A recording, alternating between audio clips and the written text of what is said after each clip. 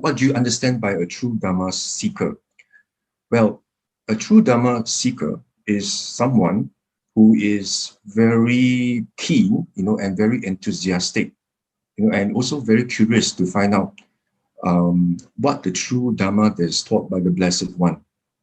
Okay, that's the first thing I need to highlight to you, in terms of the definition of a true Dharma seeker.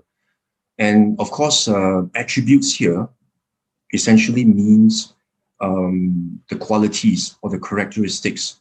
So essentially, this topic today actually pertains to the qualities as well as the characteristics, of someone who is a true Dharma seeker. So when you ask a question about true Dharma seeker, then the next question is, what essentially constitutes true Dharma? What exactly is true Dharma?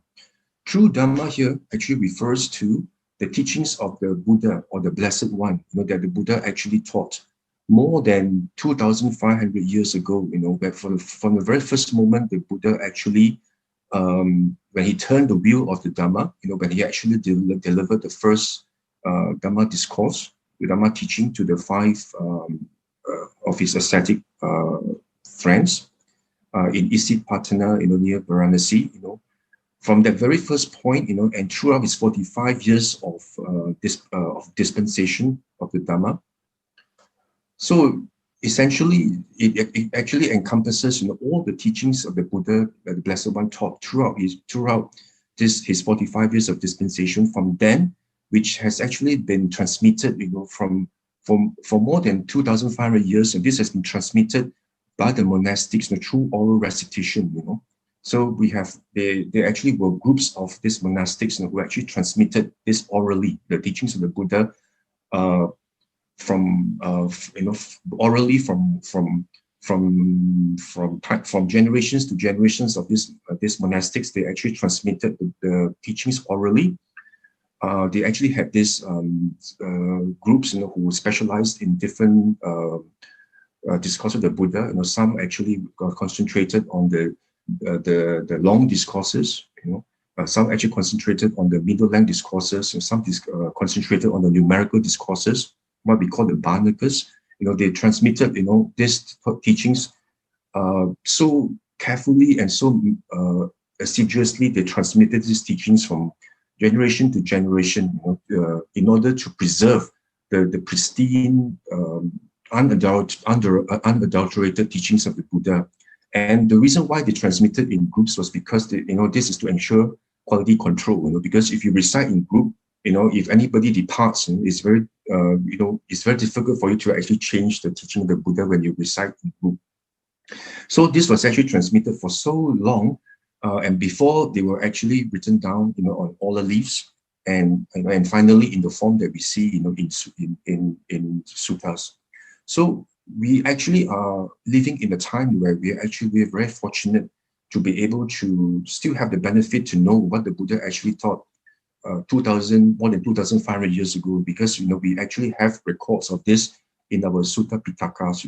So we are, in fact, we are very fortunate to be able to still be able to listen and to be able to read and understand what the Buddha actually taught.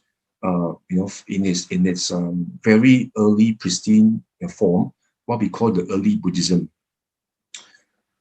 But of course, after the Buddha's parinibbana, as what the Buddha actually predicted, the teaching actually has evolved, and the true Dhamma, it's eventually has actually undergone various evolutions, and somehow, it has actually been a lot of other things have been added to his teachings, and it has evolved into different schools, like what we know today. We have Theravada, we have the Mahayana, and the Tibetan Buddhism, and even within Theravada itself, we have different schools of Theravada. We have got the Burmese tradition, we have the Thai tradition. Even within the Burmese tradition, we have different schools, different traditions, or I should say traditions, and likewise for the Thai, the Thai, even for the Thai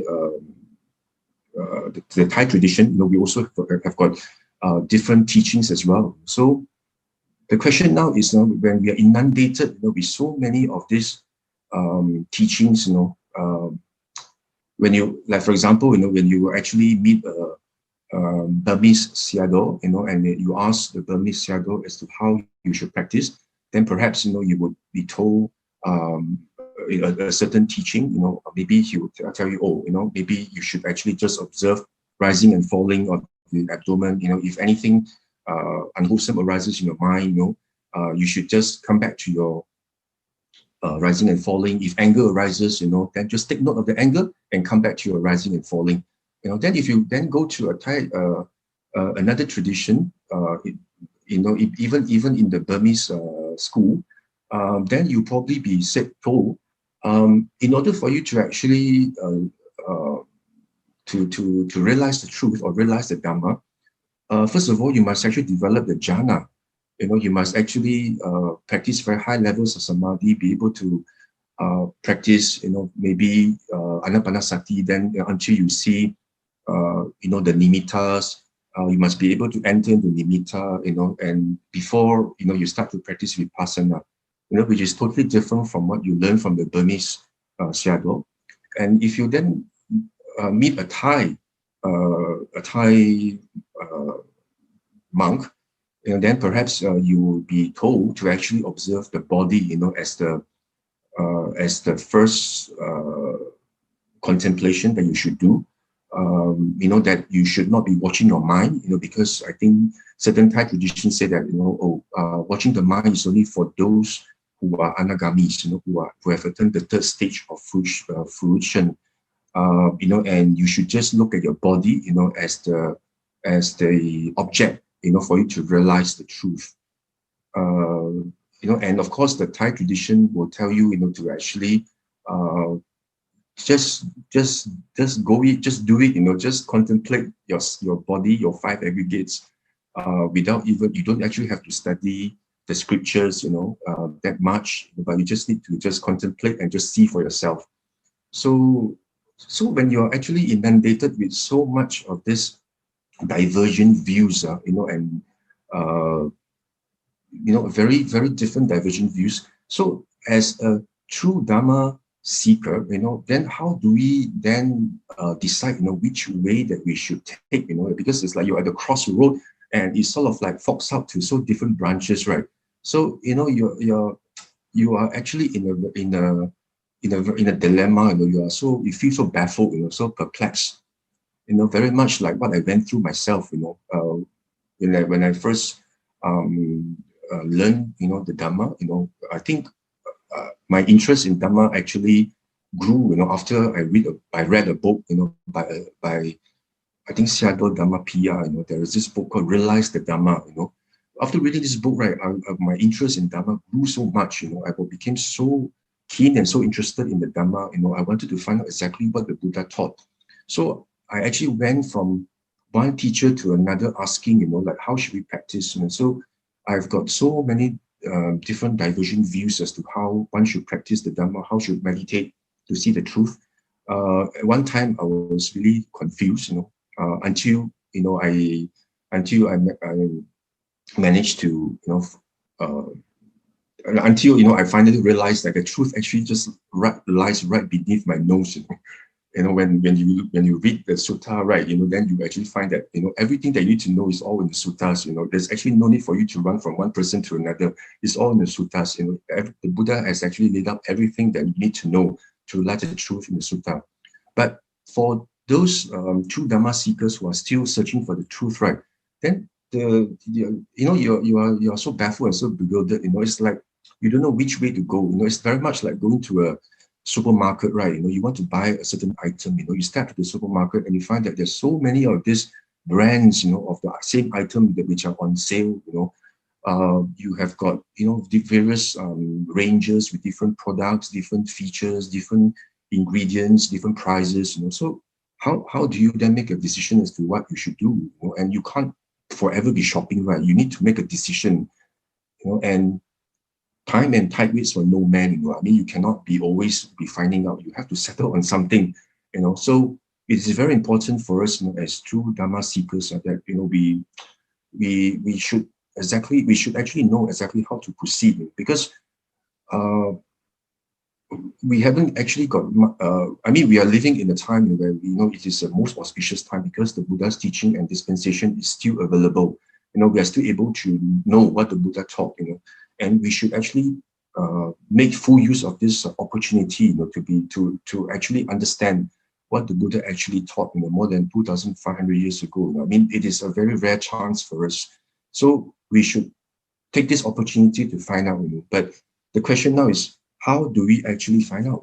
Because we got so many of these teachings. So actually, our situation right now is not very much different from what the Kalamas actually experienced during the Buddha's time. I'm sure you all must know about the Kalamas, right? They were a very intelligent people who lived in India, and there was one time when the Blessed One, visited their village, and they actually asked the Buddha, it's like, Master Gautama, we actually have seen so many of the religious teachers, the ascetics who come to our village, and each one of them actually glorifies their teaching, and saying that, oh, my teaching is the right path, that will lead you to liberation. And the other teachers' teachings are basically off track. They have gone astray. So every single teacher is saying that their teaching is the right one, and denouncing the others. So they become very baffled and also very confused as well. So they actually asked the Buddha, so how should we actually practice? What should we believe in? So the Buddha that actually tells them, that a very inspiring talk, that you shouldn't be just relying on what the traditions tell you, what the teachers tell you.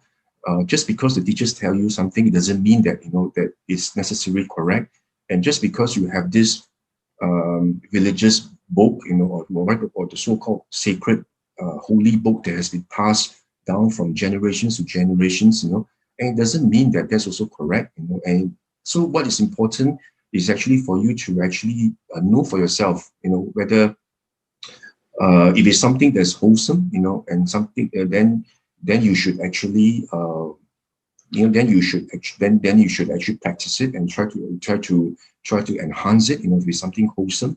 If it's something that's unwholesome, then of course you should discard it and abandon it. So the Buddha actually tells them a very simple teaching. What essentially the Buddha is telling them is that you must actually investigate and see for yourself. Do not actually just go by what others tell you.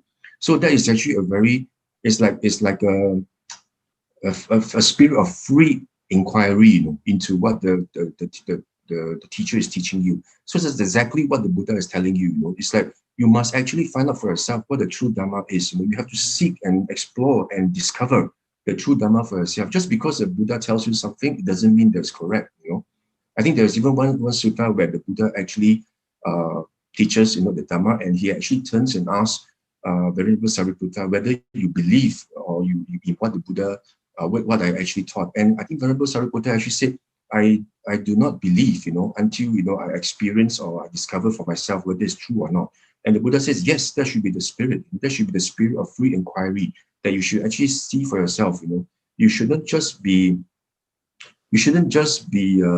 holding on to something just based on blind faith, but it should be based on something, after much due consideration and investigation. And you should actually find out for yourself whether that teaching that has been taught, it actually is the truth, and whether it conduces to much less suffering and more happiness, and less attachment, and greater wisdom, and also and it reduces your suffering to a great extent. So if that teaching actually helps you, then that must be the truth. That you can verify that truth for yourself. And once you actually know and see the truth for yourself, right, then the confidence and the faith in that teaching doesn't become just a normal superficial faith that you need to hold on to it tenaciously, but it becomes something that for sure that is true because you have experienced it for yourself. and it becomes a verified confidence, a verified confirmed confidence in the Dhamma that's taught by the Blessed One, and that is what is most important for us to achieve, to strive for. So then for us to answer this question, right, that what are the qualities of the true Dhamma seeker? We first of all have to ask the question, what actually is the ultimate objective of a true Dhamma seeker? What is it that you want to achieve? Because as true Dhamma seeker, of course, you want to know, what the Buddha actually taught, in its original form, what we call the early Buddhism, before it evolved into these different schools, and we want to know what the Buddha taught in its most original form, and if one were to practice based on this true original form that Buddha taught, and you actually practice based on all the ingredients that the Blessed One has actually laid out, then inevitably, you will actually be able to realize the truth, right? And then when you realize the truth, essentially you see the Dhamma, then your view has become established. You become established in right view, and that's when, you actually become a stream enterer, somebody who has got, a confirmed, verified confidence, in the Dhamma, in the teaching of the Buddha, then you become very sure of yourself, that what the Buddha taught is actually true. You don't have to rely on, on any other references, or any other teachings by others. You know for sure it's true because you have actually experienced it yourself, and just like what the qualities of the Dhamma, the attributes of Dhamma, the Buddha says, Swakato Bhagavata Dhammo, well expounded is the Dhamma. Sandidiko, Sandidiko means, it must be personally experienced, personally seen. Akaliko means it is actually, it is to be seen right now, I mean, whatever that arises in you, you must see for yourself, right? Ehipasiko means you must investigate it for yourself, it invites it invites investigation and and scrutiny, you must scrutinize and investigate. Ehipasiko, opanyayiko, it actually leads inwards. So that's why all these attributes of the Dhamma, if you could practice it in that way, then eventually, it actually leads to the attainment of stream entry. So in order for us to know the attributes of the Dhamma, true Dhamma seeker, we must actually know, what are the attributes of a stream enterer, right? Because if you want to know the attributes of a true Dhamma seeker, you must also know what the qualities of a stream enterer are, right? So that you can emulate the qualities of a stream enterer in order for you to be a true Dhamma seeker. So in this respect, right, I would like to just share with you this sutta from the Majjhima Nikaya, this sutta 104. It is actually a sutta called, at Samagama. So there was this occasion where the Blessed One was living, in the second country, actually, which is, which is located at this Samagama. Okay, so now, at the occasion, right, at that time, there was this spiritual teacher called the Niganta Nataputta. Okay, so at that time, this Niganta Nataputta has actually just died, and he has actually just passed away, and once this happened, right, his disciples actually went into quarreling and brawling and bickering and disputes, and stabbing each other with verbal daggers, saying that, what you understand about the what Niganta Nataputta taught you is wrong, is upside down. What I know is correct. Actually, the teacher didn't teach this way. The teacher taught another way, but you actually understood it, wrongly. So so the thing here is that so this thing happened, that actually resulted in a lot of confusion, and nobody knew exactly what the true teaching is, So when this happened, right, then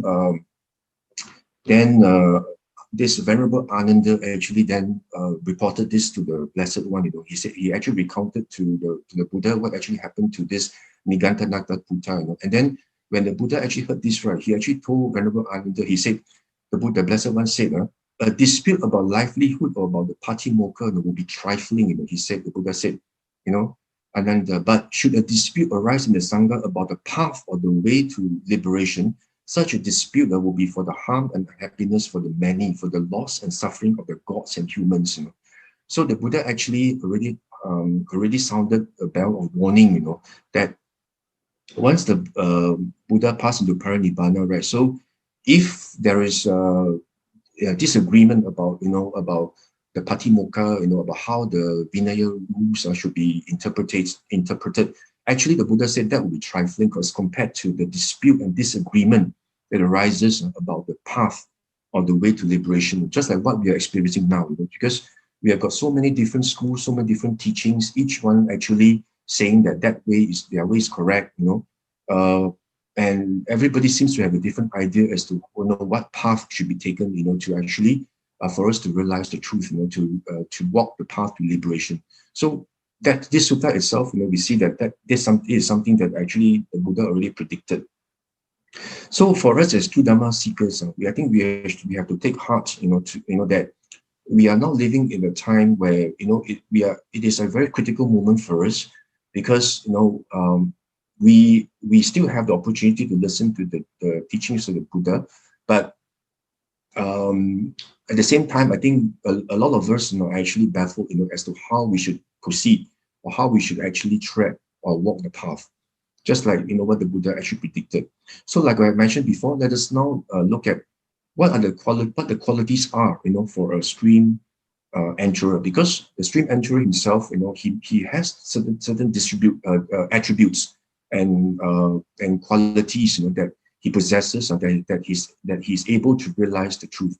So as true Dhamma searchers, you know, we should actually emulate, you know, the stream enterers.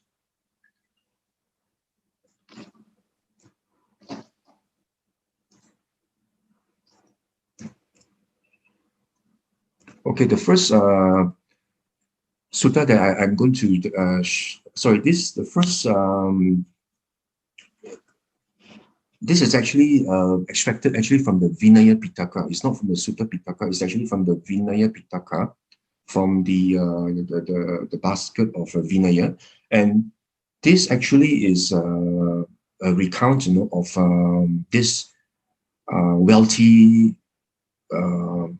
He was actually a son of a very wealthy merchant during that time, during the Buddha's time, you know, and his name was Yasa. I'm sure many of you have actually read about this story of the Yasa, you know, story of Yasa. He was actually very delicately raised, you know, and he was very rich, you know. He has got 3 mansions for different seasons of the year.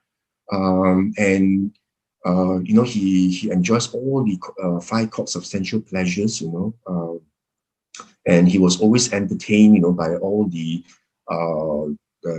female dancers, you know, and a lot of always entertained, you know, because, you know, he was actually very wealthy. So I think there was one time, you know, where when he was entertained by the female musicians, you know, then when it was actually very late, you know, and all the female musicians actually fell asleep, you know, and he was very disgusted by the scene of all these female dancers and musicians, you know, salivating and all this, and he actually went out from the city, you know. For some reasons, the gate opened and he went out, and, you know, and then he actually encountered the Buddha, the Blessed One. Sorry, he actually encountered the Buddha, the Blessed One. Okay, so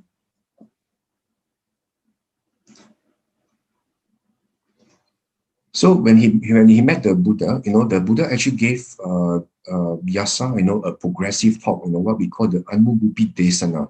The Buddha actually gave Yasa a talk, you know, about generosity, about giving, about, you know, observing the sila, about, you know, observing morality, you know. And once you actually practices generosity and sila, you know, and observe your precepts, your morality, then, you know, you actually create the potential to be born in the heaven, you know, the Sukati.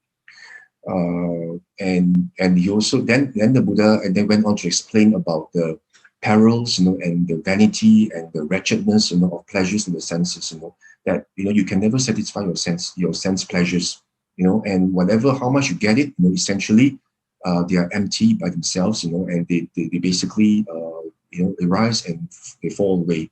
And because of that, this sensual pleasure will actually hold you by the nose, like an ox. You're being held by the nose, and you're being, you are so attached to it. You want more and more of the sensual pleasures. So you can never satisfy. So you become very you cling to this, and that's how the suffering arises. And the Buddha says about the advantages in renouncing this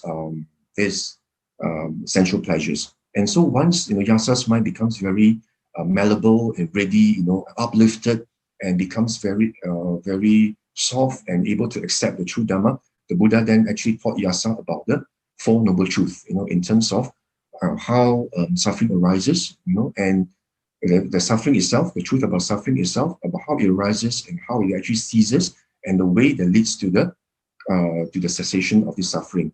So once Yasa hears this, right, then immediately, as what we can see from here,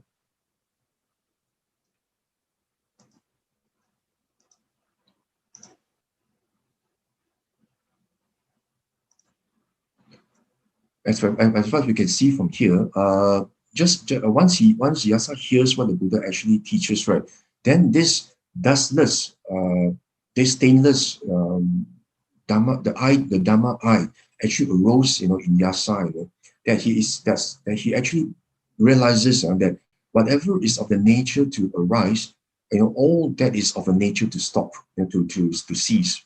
And so he actually knows and sees for himself, that whatever that arises, is also of the nature to cease through causes and conditions.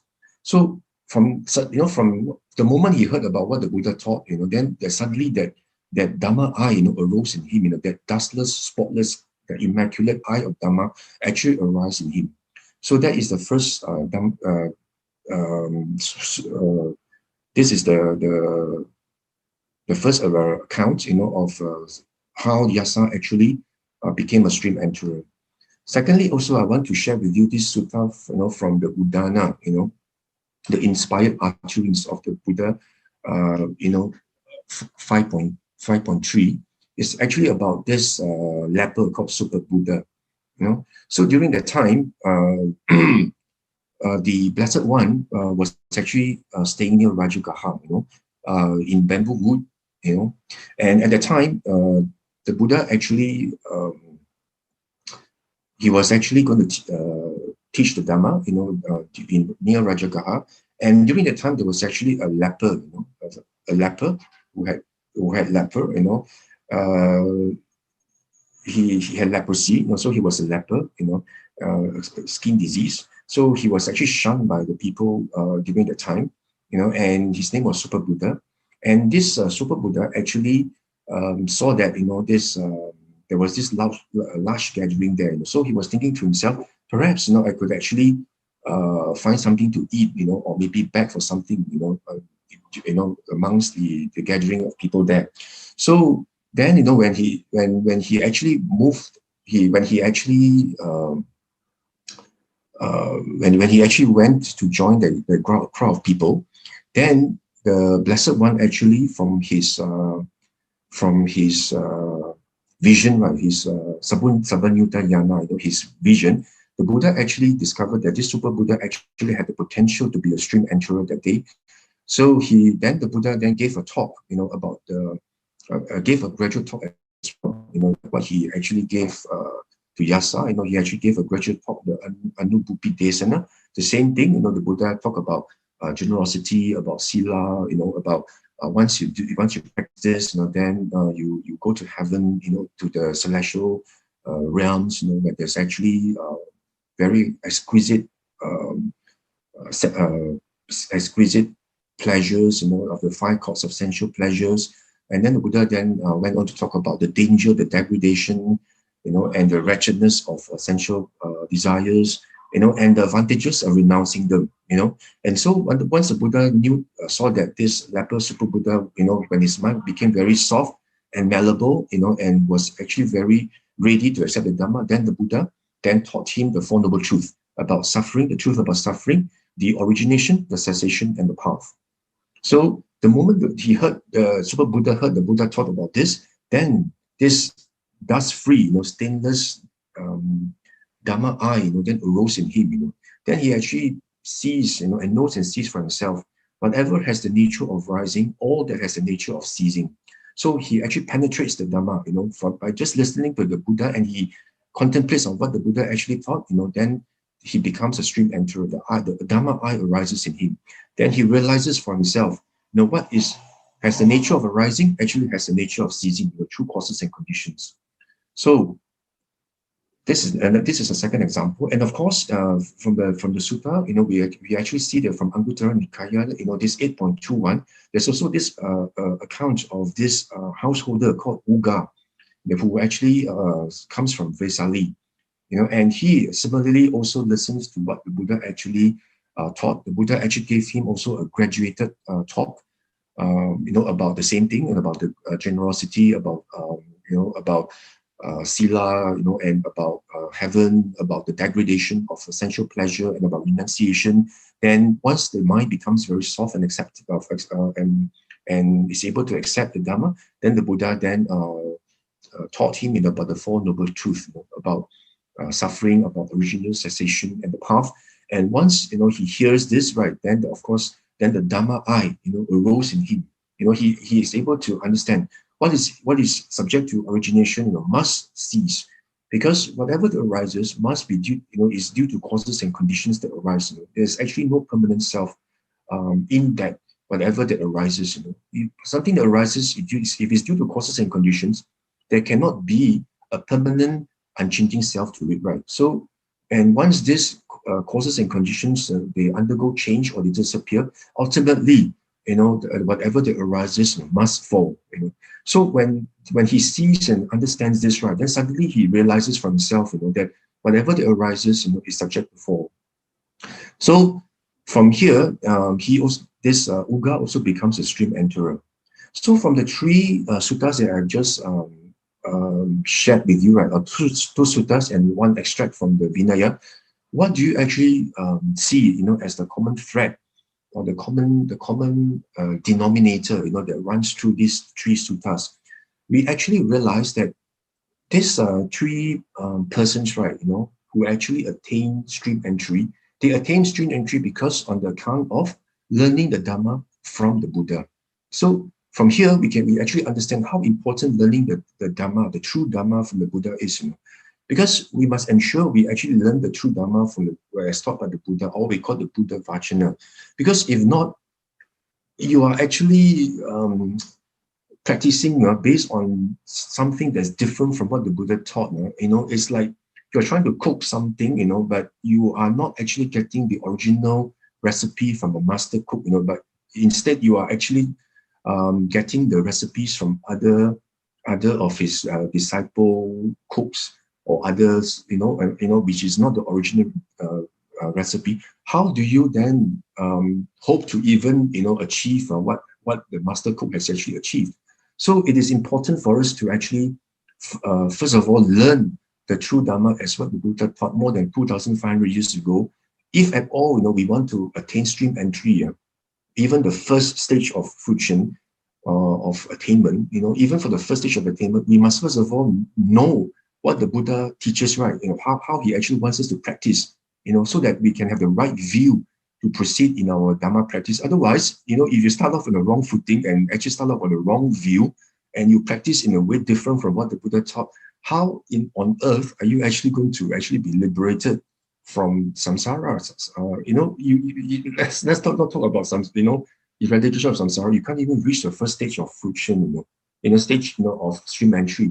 So it is critical for us to understand what the Buddha actually taught right from the very beginning, more than 2,500 years ago.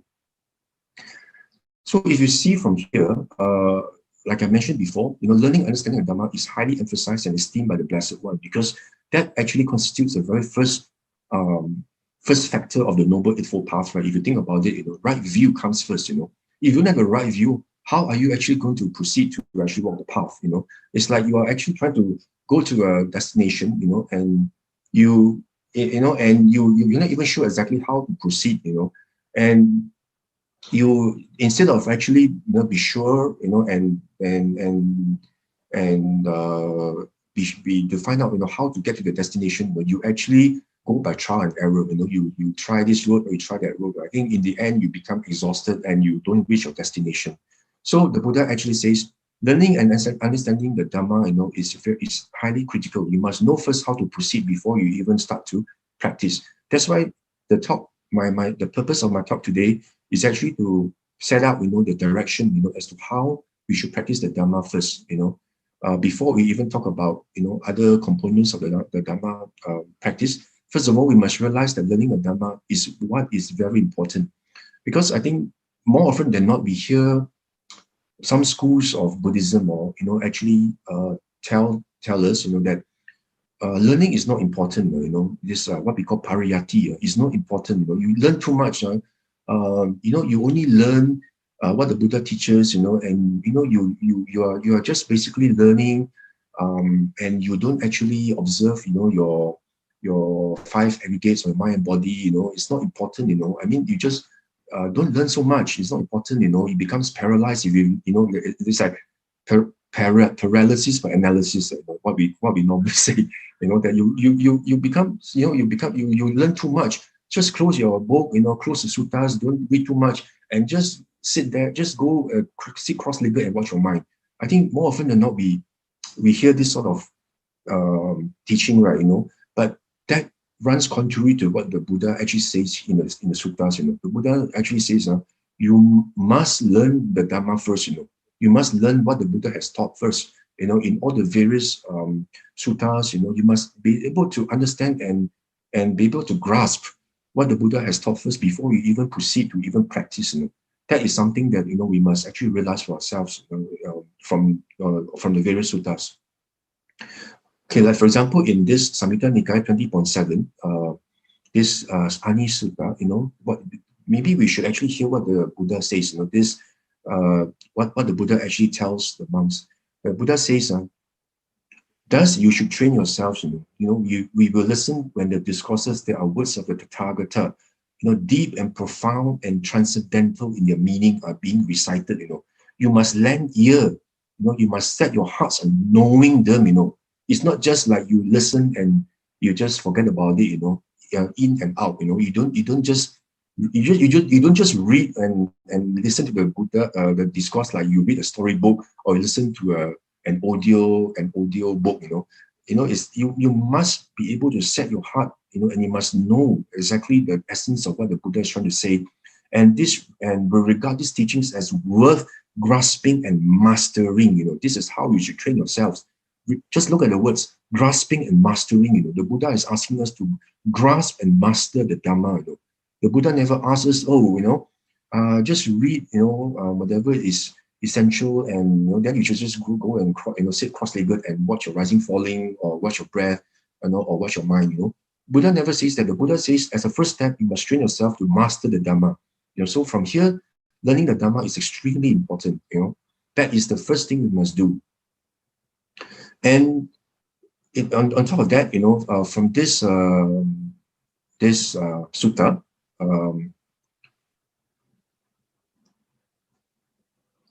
Again, the Buddha actually says, no, this in this sutta, it was actually Venerable Sariputta. Okay, Venerable Sariputta actually tells the bhikkhus, he says, in what ways, friends, has the Blessed One said a person is subject to decline? The Venerable Sariputta, tells the monks that that the Blessed One says that if a bhikkhu does not get to hear a teaching he has not heard before, and forgets those teachings he has already heard, and does not bring to mind those teachings which he is really familiar, and does not understand what he has not understood, so this person is subject to decline. So again, we see, that here the Buddha again emphasizes, how important it is for you to always listen to the teaching, and must always remember, commit it to your mind, and must always bring it to your mind, recall to your mind, what the Buddha has actually taught, and try to understand. If you don't understand something, you must try to understand what the Buddha has actually taught. So if you don't do this, then this bhikkhu is actually subject to decline. So again, the Buddha again emphasizes the importance of learning. And again, from this Anguttara Nikaya AN 7.68, Buddha again talks about the importance of learning as well. And then he actually says, the Buddha actually says, and how is a monk, one with a sense of Dhamma, So how do you define somebody who has a sense of Dhamma? Then the Blessed One says, this is a case where a monk knows the Dhamma, all the various Dhamma that the Buddha has actually taught, the dialogues, the narratives of mixed prose and verse, the explanations, the verses, the spontaneous exclamations, the quotations, the birth stories, the amazing events and questions and answer sessions that, that these various forms, through these various forms, the Buddha has actually taught the Dhamma. So the Buddha says, if one were to have a sense of Dhamma, one must know the Dhamma in the various forms that the Blessed One, had actually taught. If he didn't know the Dhamma in these various forms that the Buddha has actually taught, then he wouldn't be said to be one with a sense of Dhamma. So again, we can see from here that how highly the Buddha emphasizes, about learning of the Dhamma. And again, in Anguttara Nikaya 7.6, right, this Dhamma about the treasure, the Buddha actually defines that there are 7 kinds of treasures or wealth, and what are these 7, and out of these 7, right, if you look at the tick in green, it says the wealth of learning, So again, the Buddha says that there's this treasure of learning, that you must actually try to cultivate, and try to enhance, in order for it to be a treasure. All of these 7 treasures that one should have in order for one to actually practice the path, the path of Dhamma. So out of these 7, you must actually cultivate this treasure of learning. Again, we see how important learning is. Here is the Buddha actually says, a noble disciple has learned much, remembers what he has learned, and he retains it in his mind, and he recites it verbally, and not just understands, he also mentally investigates, and penetrates well by view. This is called the treasure of learning, So the Buddha actually highlights the importance of that. We must actually remember, and accumulate. You look at the second line, accumulate what has been learned, So the Buddha actually highlights the importance that we must always try to remember, puts it to your mind, commits it to your mind, what the Buddha has actually taught, and accumulate it, retain it in mind, recite verbally, investigate, and penetrate well by view. So that is actually what you should do, when it comes to learning what the Buddha has actually taught. And again, in AN 5.63, again, the Blessed One actually tells the bhikkhus that bhikkhus, a male noble disciple, a male noble disciple here grows by a noble growth. Okay, so he absorbs the essence and best of his life. And what are these 5 ways that a male noble disciple should actually practice or cultivate in order for him to grow in the Dhamma? Then the Buddha says he grows in faith, the saddha, virtuous behavior, the sila, the learning, and generosity and wisdom. So from here, we can again see how important learning is. The Buddha has actually set out learning as one of the 5 ways in which one can grow in the Dhamma. So we must actually take heed that learning is not just something that we should just take lightly, and regard it as something more important, and practice is more important. No, it shouldn't be regarded that way. We must actually make sure that learning, must be something that we should treasure very much, and we must actually place lots of emphasis on learning.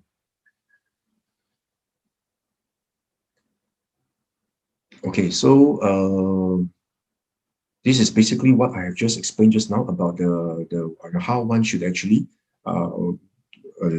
cultivate the 5 ways in order for one to actually grow in the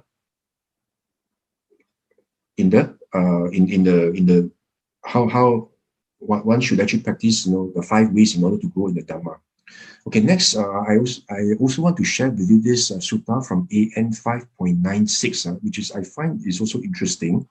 If you look at this, there is this sutta where the Blessed One actually tells the monk, he says, endowed with 5 qualities, a monk pursuing mindfulness of breathing, this is what we call the anapanasati, right? I think many of you are quite familiar. Anapanasati will no longer in time penetrate the unprovoked, the release, which means that if you have these 5 qualities, a monk who is practicing anapanasati, is able to reach arahantship, means that you're able to attain final liberation.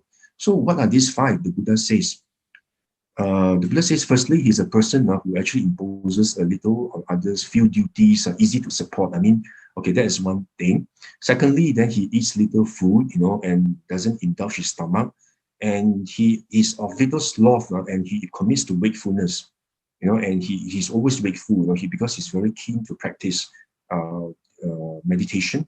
And next, it's interesting, what the Buddha says. He says he's a person of much learning, who has retained what he has heard, has taught what he has heard, whatever teachings admirable in the beginning, middle, and end, the Dhamma that's beautiful in the beginning, middle, and end, in the meaning and expression proclaim the holy life that's entirely pure and complete by the Blessed One, those he listens to often, he retains it, he discusses it, he accumulates it, examines it with his mind, and he investigates and well penetrates it, So from here, you can see that,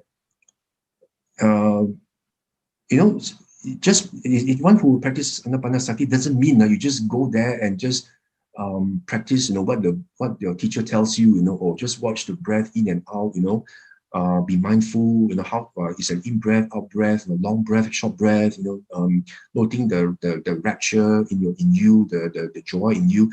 It's not just about that, The Buddha says that for you to actually to progress on anapanasati, you must actually have much learning. It's important because if you know exactly what the Buddha taught through his sutta, right, and what the Buddha actually asked you to practice in anapanasati, then you can proceed according to how it should be practiced, in order for you to reap the best fruit, instead of just practicing the way that, you hear, from others or read from books. You should actually find out from the sutta, what the Blessed One actually teaches you, how anapanasati should be practiced. Then only you'll be able to reap the best fruit, and be able to proceed according to the steps that Buddha has taught you, and you follow the right recipe. Then only then you'll be able to progress, and achieve the different stages of liberation. Otherwise, then you are just practicing in vain, right? Because you're not exactly following what the Buddha teaches you, and you're just practicing your own way. So I don't think you actually reach, where you're supposed to reach, right? And on top of that, the Buddha says, the last one, he says, the 5th quality, the Buddha says, he reflects on the mind as it is released. So what here means is that whatever that actually arises in your mind, whether it is something like an intention, sankhara, or whether it is something like your mind consciousness, your mano-vijnana, right? Then you should reflect, you should watch your mind, as and when it's released in your mind. You watch your mind, then from there you actually contemplate, how these arise, how they originate, and how they cease through causes and conditions, so that you can see the true nature of non-self. So if you have these 5 qualities, right, then the Buddha says if you practice anapanasati, then you can actually attain to the path of arahantship. You can actually attain the path and fruition of arahantship. So I find this sutta is actually very interesting, because the Buddha actually places learning so much, in the practice of anapanasati. So contrary to what some teachers teach, that you should just close the book and just sit cross-legged and just watch your mind or watch your breath. That's not what the Buddha says. The Buddha says, whatever it is, you must actually know the Dhamma well, and before you proceed, and on top of that, then of course you should watch your mind and follow the steps of what the Buddha actually teaches. And of course, from this Majjhima Nikaya 65, like what I mentioned before, you actually find various incidents in the sutta where the Buddha actually reprimanded and reproach, those disciples, those bhikkhus, monks, who could not actually answer what the Buddha asked them regarding the points of Dhamma. Like, for example, in Majjhima Nikaya 65, about this Badali, right? Actually, this monk Badali, he actually refused to follow the instructions of the Buddha to actually eat only one meal a day. The Buddha actually set a rule that that monks should only eat one meal a day before the solar noon. That you should not eat at the inappropriate time after the solar noon. But this Badali refused to comply. He didn't want to comply, and he continued to have the normal meals. And of course, then he also refused to see the Buddha during the 3 months rains retreat, the Vasa. He didn't see the Buddha. Then of course his fellow monks then admonished him, and asked him, that you should see the Buddha. Then of course he went to the Buddha and he apologized to the Buddha, said that, oh, I've actually transgressed, and the Buddha actually reproached him. And then the Buddha actually asked this Badali, he said, do you actually remember about what I told you about the parable of the thoroughbred colt? Do you, Badali, remember? And this Badali, then he confessed to the Buddha that he didn't know about this discourse. So he said that, Reverend Sir, Bhante, for a long time, I was not one who carried out in full the training of the teacher's instructions. So then the Buddha actually, in a way, became very stern, not the usual kind Buddha that we normally see, but he became very stern. The Buddha became very stern and actually reprimanded him. He said that while the Dhamma is being taught by me, this foolish man, this misguided man, does not listen to Dhamma with ready ear, and does not concentrate on the Dhamma and does not pay attention with his mind, and because of that, you don't know about this Dhamma, this parable of the thoroughbred colt, which I taught you. You see how important the Buddha actually accords to learning the Dhamma. When he asked the bhikkhus and if he doesn't actually remember, then he will actually get scolded, get reprimanded. But of course, the Buddha said this with a compassionate mind. He actually wanted this Badali to learn, not all of anything unwholesome. And of course, the next one, of course, we can see in Majjhima Nikaya 38, the Maha Tanha Sankhaya Sutta, on the destruction of the craving. Again, we see this bhikkhu by the name of Sati, right? He actually developed a pernicious view, that about the Dhamma. He actually told the monks that this he actually holds the view, this pernicious view, that this consciousness that we have, right, is actually the same consciousness that actually runs from life to life. It is the same consciousness that's experiencing all the karma that we have actually done, right. It's the same consciousness that runs and wanders, through life to life. So the Buddha actually upon the Buddha asking him, is it true that you actually hold this view, that you actually hold the view that it's the same consciousness that actually experiences the ripening of good and evil actions, And once this venerable Sati, right, actually told the Buddha, yeah, this is the view I hold, it's the same consciousness, the same permanent entity consciousness, or the same consciousness that's got a permanent entity that runs from life to life. Then again, the Buddha became very stern, and he actually reproached this venerable Sati. The Buddha says, and to whom, worthless man, this misguided man, do you understand me to have taught the Dhamma like this? Haven't I told you that this consciousness is actually dependently a reason? This consciousness arises from requisite condition. Then only then the consciousness arises. Then because for consciousness to arise, it must have ingredients, right? That's what we can see. For example, you must have a sense object, and a sense base and a sense object. For example, your eye, you must actually have an eye, must actually have an eye base, that's able to perceive objects, and you must then also have an eye object, an external eye object, in front of you, then only then arises consciousness arises, and the coming of these three, of course, is contact. So the Buddha says that for consciousness to arise, there must be causes and conditions for consciousness to arise, and this consciousness actually arises and falls, falls along the way, I mean, through conditions. And this consciousness can actually, of course, migrate from one life to another, but it is not the same permanent unchanging consciousness. It is a consciousness that's actually changing all the time, through causes and conditions, even though it actually runs from one life to another.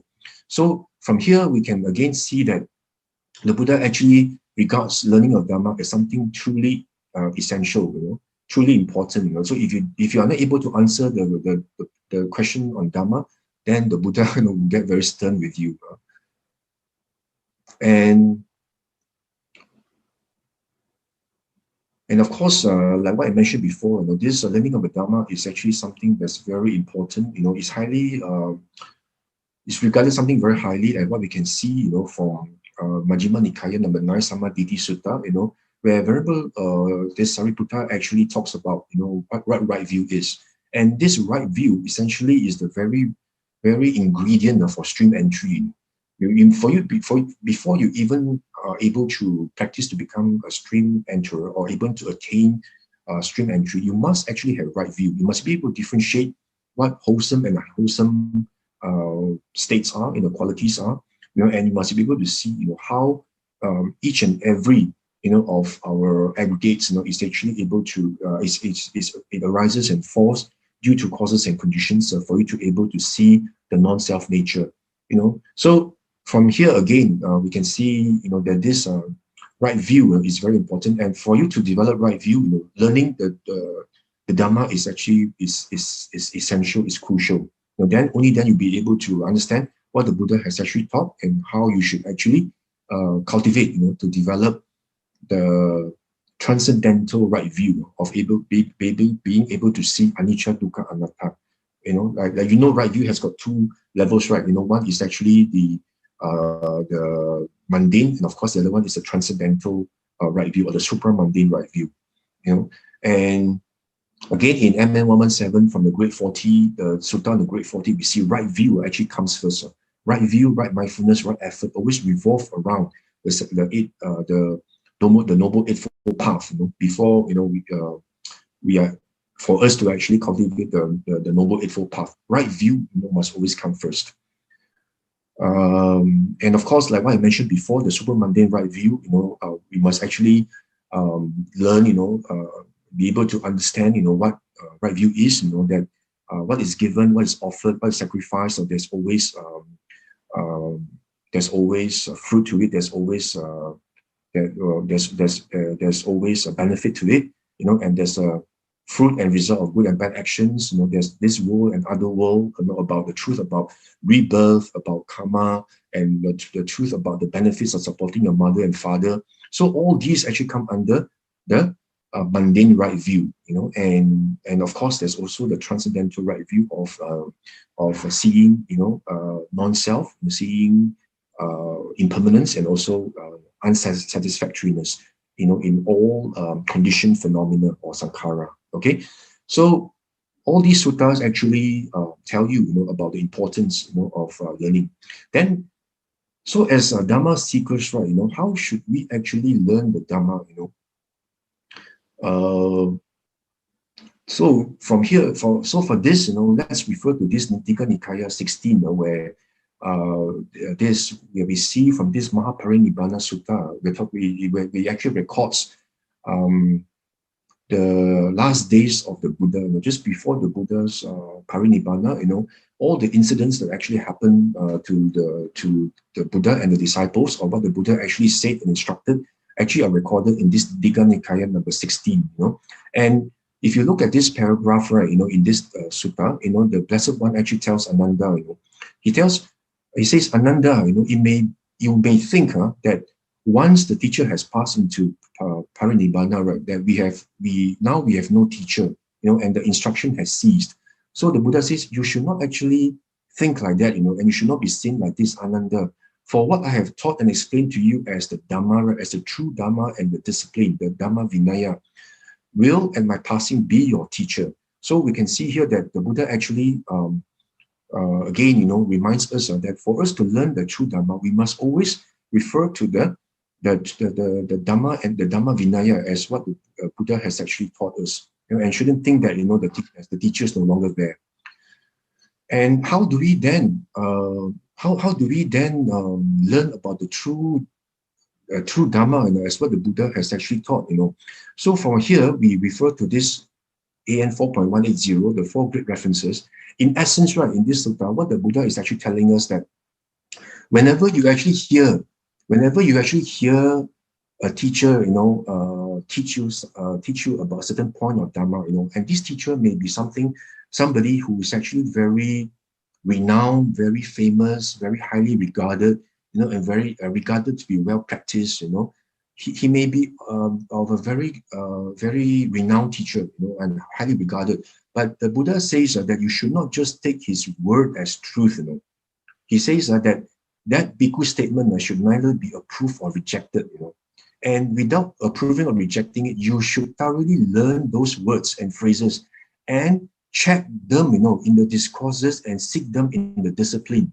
So the Buddha says that as true Dhamma seekers, right, we shouldn't be so complacent, right, and just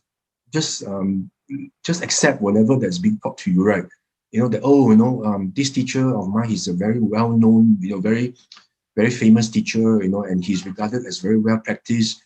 What he says must be true, I mean, why should I bother or spend so much time trying to find out what the sutta say, No, the Buddha says no. You shouldn't behave like that. You shouldn't have that mindset. As true Dhamma seekers, we must first of all listen to what your teacher has taught you. Okay, bear it in your mind. But you should not approve or reject.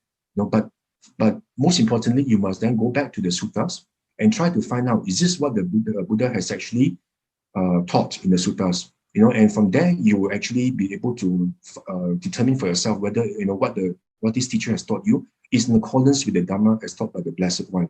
That should be the quality and attribute, of a true Dhamma seeker. This is recorded in AN 4.180. And again, the Buddha says in DN 29 that what the Buddha has actually taught in the Dhamma, in all the 45 years of his mission, right, to teach the Dhamma, the Buddha Sasana, right, the Buddha says that what I have taught is complete, and well proclaimed and well expounded, by me. It's entirely perfect. There's no need for you to add any more to it or to subtract anything from it. Because if you were to add any more to it, to what I've said, and to subtract anything from what I've told you, then you are someone who actually does not see the Dhamma. You don't understand the Dhamma. That's why you add and you subtract from what I've told you. So the Buddha says what I've taught you in the suttas, is really perfect and is really comprehensive and perfect by itself. There's no need for any further edit or further addition or subtraction. So from here, we should take note that we should always go back to the suttas and try not to put so much of emphasis on literature that's written after the Buddha's parinibbana, because what I find, what's happening now is that some schools of Buddhism actually accord a lot more attention to other literature, like for example, Abhidhamma and Visuddhimagga, and they regard this as something that's more superior than what the Buddha taught in the suttas, and they find that those really are the real literature that I should hold as absolute truth, and the sutta are just theoretical knowledge. There's no practical knowledge. I think that is a very, very erroneous view, that one has as a true Dhamma seeker, because you can see from the sutta itself, the Buddha says everything is perfect, by itself. Why do you need to try to expound, a lot more on what the Buddha taught by introducing a lot of things about, for example, mind moments, about 16 stages of stream entry, the different stages, and for example, like, looking at the nimitta, when you develop jhana, did the Buddha actually teach all this in the suttas? No, not at all. So I think we should be discerning as true Dhamma seekers that, from this, we must always place our attention on the suttas. The other literatures, of course, I'm not saying that, you shouldn't, you should just disregard them, but you should just use them, as models of truth, but not absolute truth, by themselves, You should just use them as a guide, to help you better understand. If it helps you to better understand, then yes. But if it doesn't accord to the suttas, I think you should, your priority should always be back to the suttas, because that's what the Blessed One actually taught. And of course, again, the Buddha already anticipated, in SN 20.7, that what will happen in the future, that the monks, and the noble disciples, there will come a time that they are not interested to listen to the words of the Tathagata anymore. They want to lend their ear, rather they want to listen to discourses and other literature works that are very elegant in sound, very highly structured, gives a lot of flavor to the Dhamma, a lot of other additional things that what the Buddha taught, they further expanded on them. The Buddha says all these works are like literally works. They are like works of poets and poets. They are like poems, and they are like elegant in sounding. But all these are just works of poetry. And there will come a time where people will want to listen to all this instead of the true Dhamma, and we must actually be aware and take heed as true Dhamma seekers that we do not fall into this trap. We must always be clear in our mind that we must always go back to the original teachings of the Buddha as recorded in the suttas. And of course, in this slide, I gave you some examples of the various components of the suttas in terms of Sutta, Vinaya, Abhidhamma, and the various recordings of the sutta, depending on the length of the discourses, whether it's long, middle, or whether it's connected discourses or numerical or minor collections. So these are a brief overview of the sutta. And just to give you a flavor, that this sutta, the suttas that we have right now actually give an excellent basket. It's a excellent record, of how meditation should be practiced. For example, in MN10, the Buddha talks about how the 4 foundations of mindfulness should be practiced in the Satipatthana. In MN118, how Anapanasati, should be practiced. And in SN 46.16, how the 7 factors of enlightenment should be practiced. SN 35, the Buddha actually says that you must always establish your sati on the six sense basis.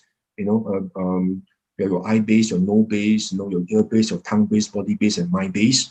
And in SN 22.17, the Buddha actually talks about how to know and see the 5 aggregates as non-self. So if you see all this, all the ingredients that you need to know to actually practice to find the truth are all there in the sutta. It's different from what some people say, that a sutta is just theoretical knowledge. If only you actually take the time and effort to actually read the suttas in detail and to find out for yourself that the Buddha has actually outlined what needs to be known, in all these suttas. And of course, for myself, I just want to share with you, some of these interesting points that I've actually discovered, because once I started reading suttas, right, I actually investigate what I learned from books and certain Dhamma talks.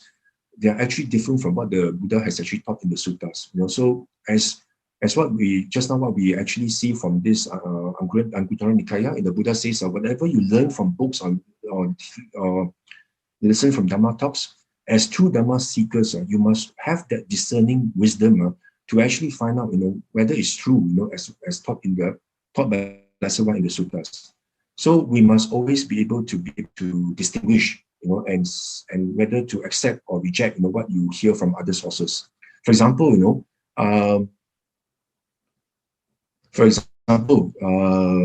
like what I mentioned before, that there are some people who actually say that, a popular notion that says that one should strive for rebirth in the human realm, and to actually have the wish to be reborn in the celestial realms is actually contrary to Dhamma practice.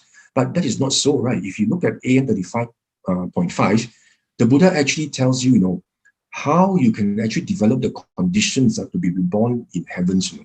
You can develop, for example, the Buddha says, if you want to be reborn among the wealthy families, wealthy merchants or Brahmins, after you have offered the dana to the ascetics, right, or the monks, then you must actually compose your mind, and calm your mind down, and concentrate, and focus your mind that you make this wish, be reborn among the affluent Khatiyas or the Brahmins or the householders.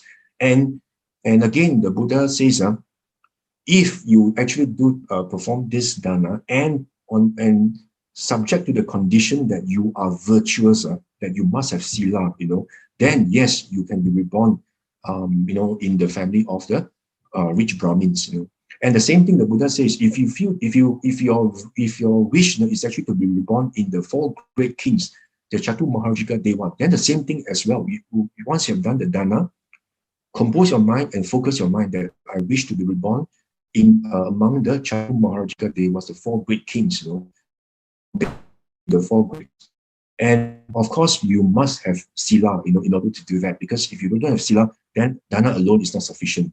And the Buddha says the same thing. If you want to be reborn in Tavatimsa Deva, with the Tavatimsa Devas, you want to be reborn with the Yama Devas, to Sita Devas, Devas who delight in the creation or control the creation of others, then yes, you must, first of all, you must practice sila.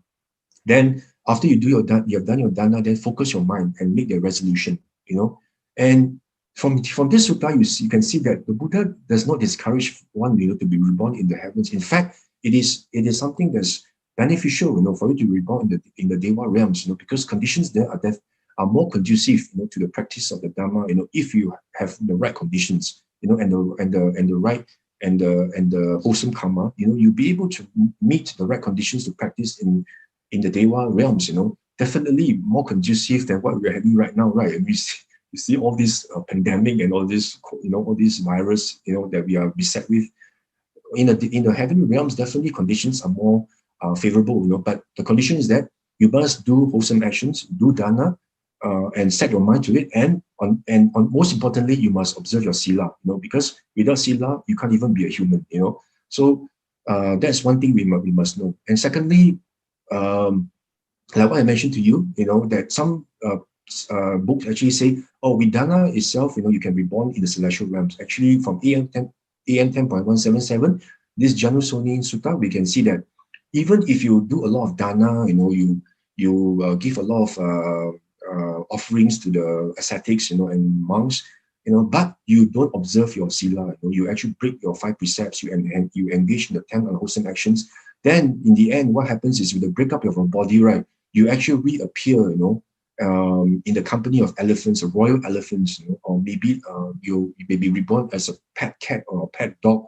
or pet elephant, or royal elephant, royal stallion, you actually have a lot of comfort, luxurious comfort because of your dana, but because you don't observe your sila, you are reborn in the animal realm, not even befitting of a human.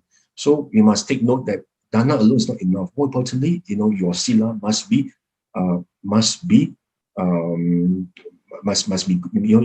it must actually be pristine and must be immaculate, it must be impeccable. And of course, the other way around as well, if you actually just observe your sila, but you don't do dana, you observe sila and you practice meditation, you practice sila, but you don't do dana. So the Buddha says, if it's this way, then of course you'll be reborn in the heaven. But somebody who actually does dana, he will pass the one who does not in 5 ways, in celestial lifespan, beauty, happiness, glory, and authority. And once the person becomes human, right, he comes down from heaven to the human realm. Again, he also surpassed the other one who does not do dana in 5 ways. So human lifespan, beauty, happiness, fame, and authority. And once this person goes forth, this generous one go forth and becomes a bhikkhu, a monk, then he actually gets all the robes, arms, food, lodging, medicine, provisions that's given to him, and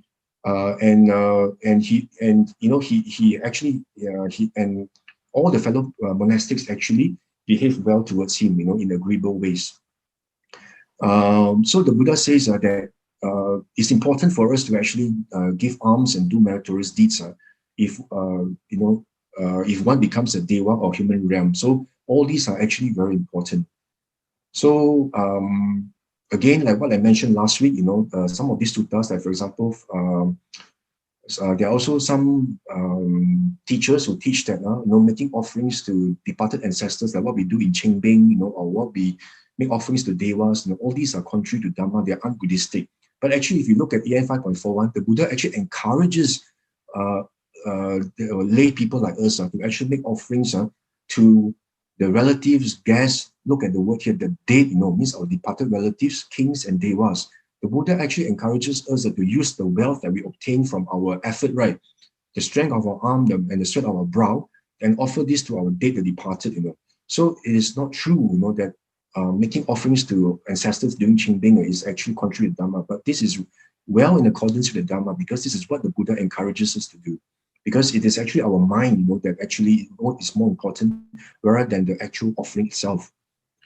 Then, of course, like what I mentioned earlier, previously, also there are some teachers or some books that actually tell us that that as lay people, we only need to observe our 5 precepts. 8 precepts is actually only for meditation retreats. It's not important. But if you look at 10.46, actually this is not what the Buddha says. The Buddha actually encourages the Sakyans that you must observe the 8 precepts on the post-Sutta days. So it's very important, because our life is actually filled with so much uncertainty that you must observe the 8 precepts in order for you to enhance your chances, of being reborn in the heavenly realms.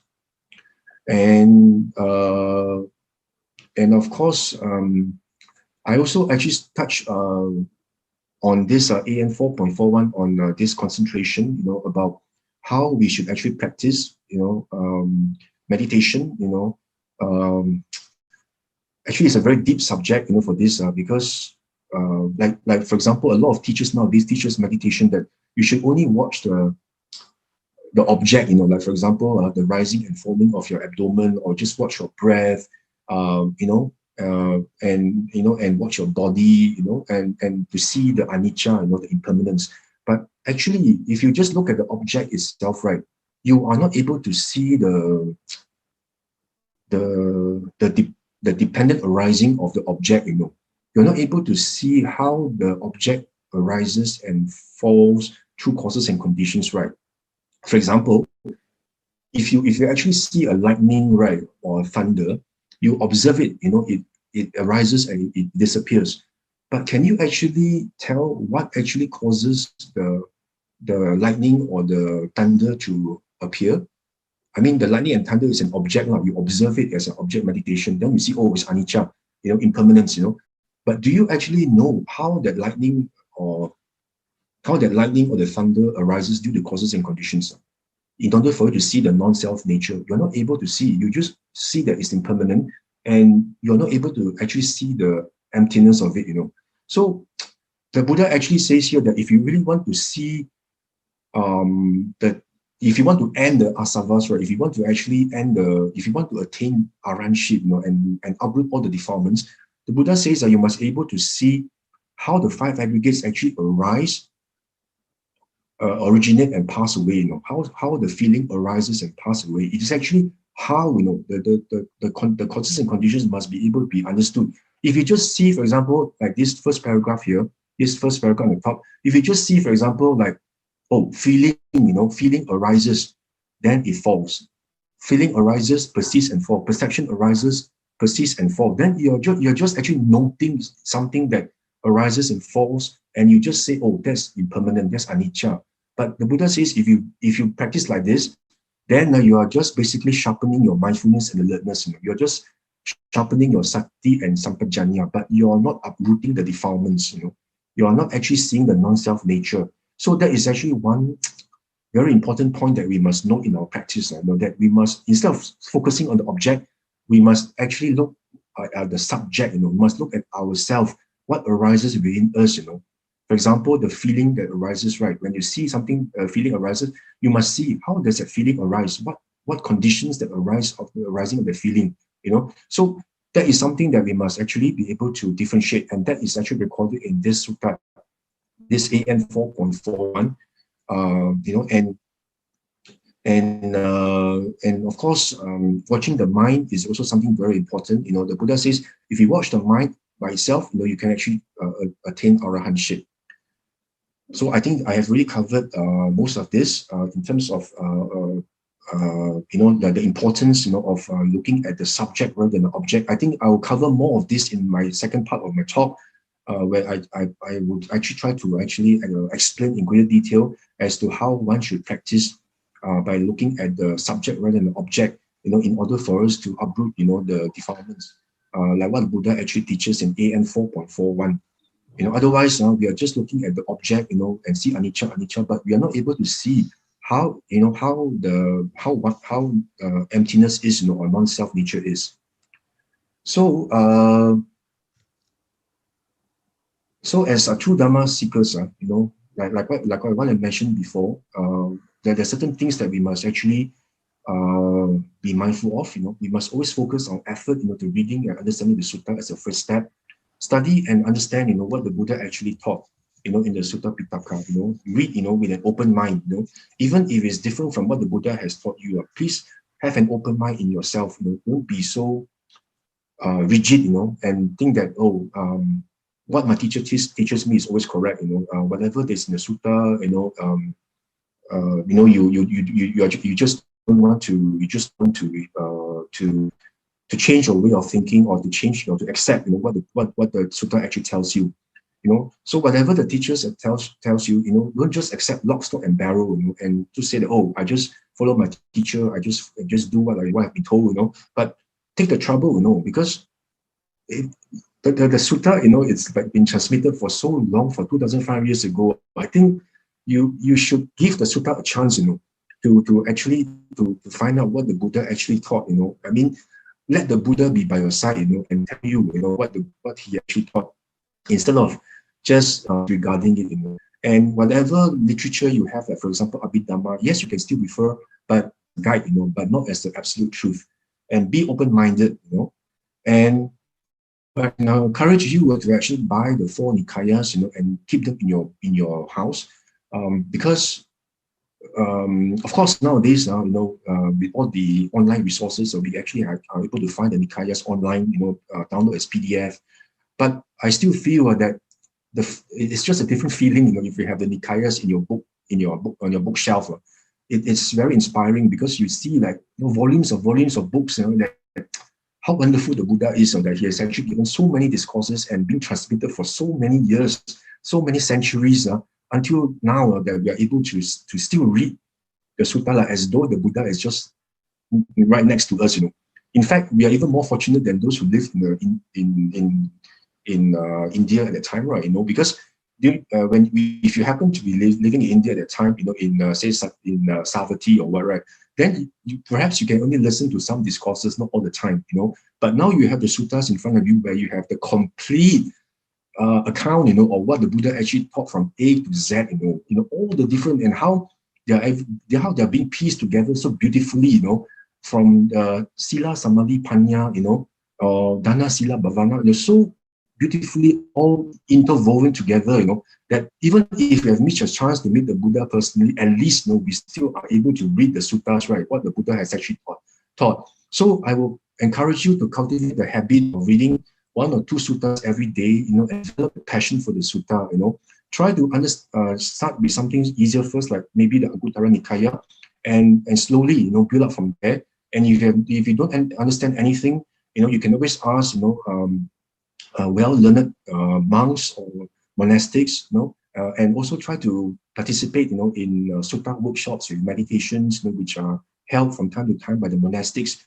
From there, you'll be able to grow your Dharma base, in the pool of Dharma knowledge. From there, and from there, you'll find that, you'll be able to realize how beautiful the Dharma has been taught by the Blessed One. It's so beautiful that only a fully enlightened being like the Buddha is able to give such discourses. They're so well linked with each other, like a jigsaw, that all the pieces fall into one another, that you actually are able to see, how this Dharma is so beautiful, like what the Buddha says, beautiful in the beginning, the middle, and the end, So with the deepening of this knowledge and practice, right, by reading sutta, then of course you must be able to put it into practice, like what I actually put here, that from this Dhammapada 64 and 65, that you must be like the spoon that tastes the flavor of the soup, So you must be able to to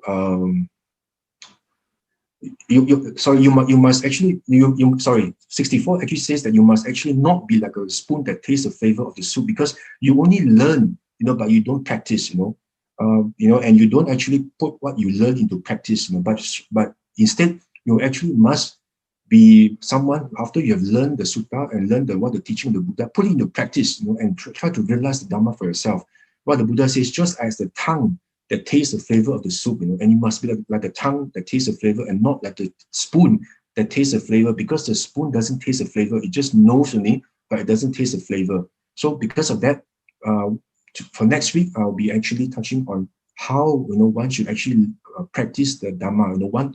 After one has learned, one must be able to practice the Dhamma, in order to realize the true teachings of the Buddha, as true Dhamma seekers.